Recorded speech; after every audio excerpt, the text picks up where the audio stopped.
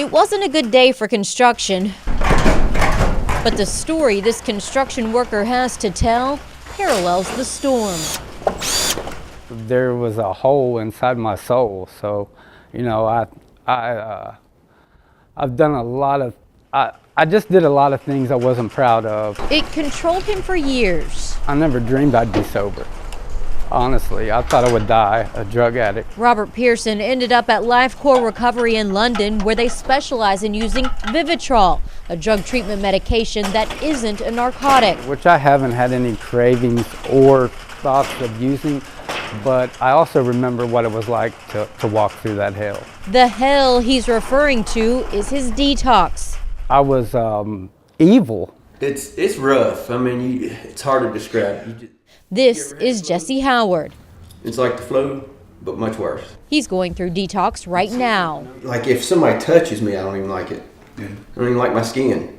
Why'd you come in as opposed to staying out? Well, my wife was, it had escalated. It had gotten worse and worse, We sat in while Dr. Stephen Lamb, a drug treatment specialist in Lexington, slowly started introducing Suboxone. There you go.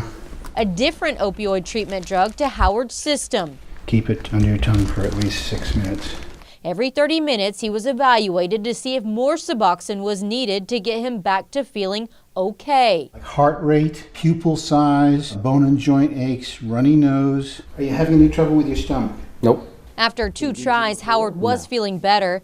He'll stay on Suboxone and go to therapy sessions for the foreseeable future. It's not just like you take the pill and that's it. I have to go to meetings. This is not his first time on Suboxone, and this isn't the first time we've covered this controversial opioid treatment option. Law enforcement has told us it's the most highly abused drug in southern and eastern Kentucky right now. There are problems and mistakes, but again, I don't know what else to do. If I did, I'd do it, okay? And yet, I know it works when you do it right. Dr. Lamb has been prescribing Suboxone since 2003. Along with therapy, he says it works. He admits the patients aren't completely clean since Suboxone is a narcotic. I can see where people would say, well, you're still taking a drug to beat a drug.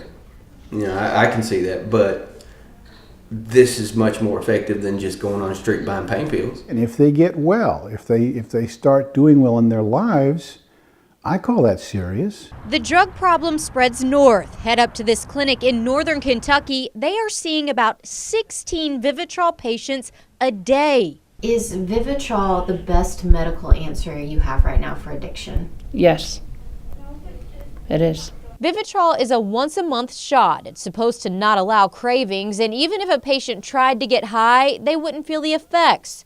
The drug has been around for a while, but lately it's getting more traction. I think one of the reasons why it's not more popular is just that the word's not out. She says they are seeing 60 to 70% success rates with Vivitrol, but warn a patient has to be serious about recovery. If a patient gets the shot and has opioids in their system, the shot could send them into a more severe withdrawal. And it's nice to be able to be part of a cure for this, because it really is a cure. Well, I've offered Vivitrol for a long time to people.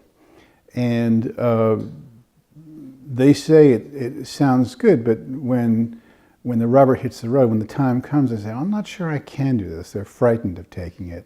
See, that would scare me. I'd be afraid that all of it would come out at once and you die. Pearson is in his 2nd month of using Vivitrol and his 2nd month of putting up siding. This old barn is an animal rescue. The barn is broken and needs fixing, just like Pearson did. I was looking at a dog over here. It's got a broken leg and, excuse me. And I wanted to take it home with me, because I was that dog with a broken leg, and now I can walk again, so. Pearson says it's God that's kept him sober. Already. But the Vivitrol is comfort that he can't fall back. For Howard, Suboxone is comfort too. 2 men taking different routes to stay clean and weather the storm.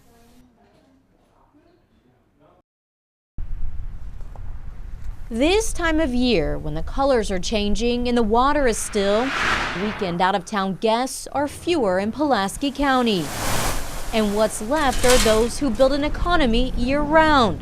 But there's something that's making growth nearly impossible these days. Was it a slap in the face? It was. I mean, the surprise, I think the shock. Actually, it starts over here. Chris Hicks manages UGN Automotive. They make parts that insulate cars from heat, noise, and vibration. So how many employees are on the floor at any given time? So on each shift, we run 3 shifts here. There's about 100 people on each shift. So you can imagine the hit Hicks took when he joined the team in 2013 and decided to do a drug screening for the first time at UGN. We had 348 team members at that time. Through our screening process, we lost 46 people in one day. 46 people were fired for being on drugs on the job.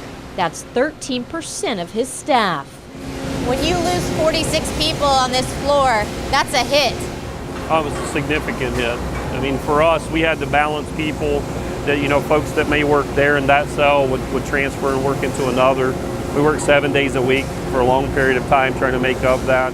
Since then, things are very different. They have random drug screens for employees and they screen potential employees. And they continue to have fallout. They lose about 10% of their employees a year following drug screens, and 15% of the people trying to get a job here don't pass. The problems that we have here or experience here are no different than what's happening in our larger community. So this is a first for you guys. Yes, it's a first.